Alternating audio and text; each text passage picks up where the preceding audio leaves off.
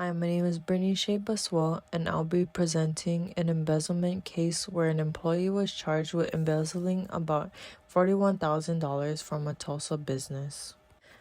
On April 5, 2023, a female Tulsa resident named Melissa Mackey was charged with embezzlement. According to reports, she allegedly overpaid herself for 12 months straight between the years 2020 and 2021. She began working at a local bakery called Big Baby Rolls and Donuts in 2019 with the owner named Rania Nasruddin. After becoming an operating partner, both parties agreed to pay Melissa $1.5 thousand a month. How was she able to get away with this for so long, you may ask? It's actually pretty simple. She was able to cover up her act by providing false claims about paying herself the correct amount. But in reality, she was overpaying herself, and when they would have business meetings, Mackie would bring in her falsified financial documents.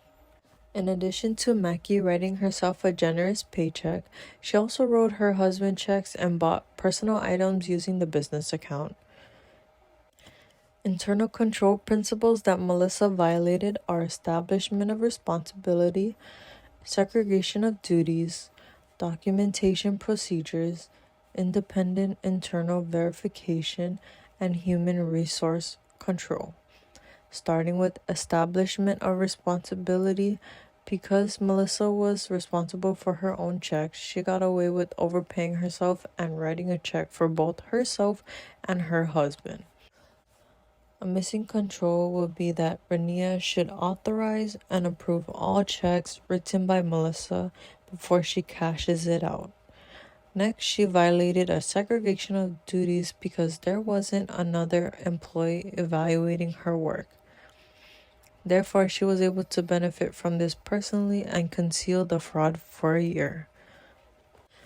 A missing control would be that Mackie should collect invoices to account for the purchases being made on the business account and if people are being paid the right amount.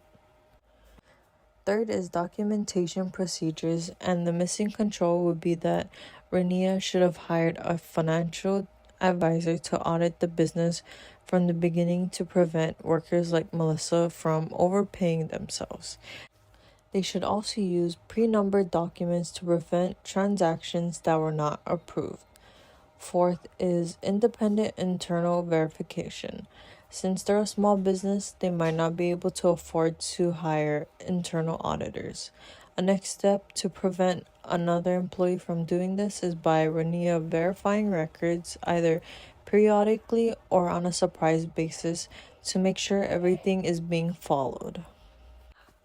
Lastly, human resource control is very important when hiring and giving your employees a raise or higher position.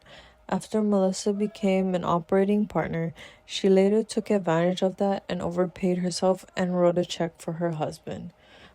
For future steps, conducting a thorough background check on their future and present employees will help prevent employee theft and fraud.